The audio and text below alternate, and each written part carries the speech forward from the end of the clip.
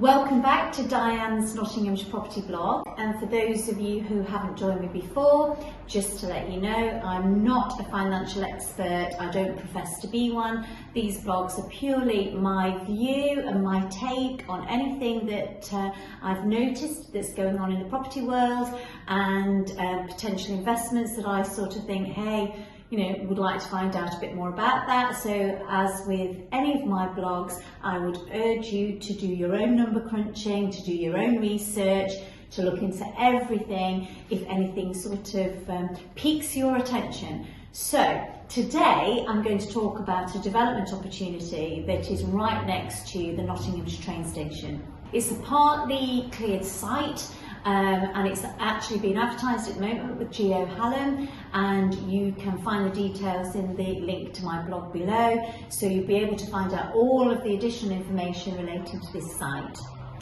What's piqued my interest about this site is that there's an awful lot of student accommodation that's either just been completed or in the process of being completed just around the corner, and this particular plot has planning consent for 39 1- and 2-bedroomed flats.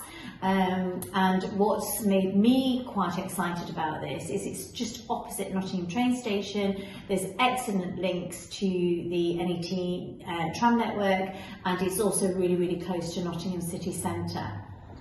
The site is 0.29 acres, and they're looking at initial offers of around 1.2 million for this particular site. The development needs to have been started by 2023, so that's in one of the conditions.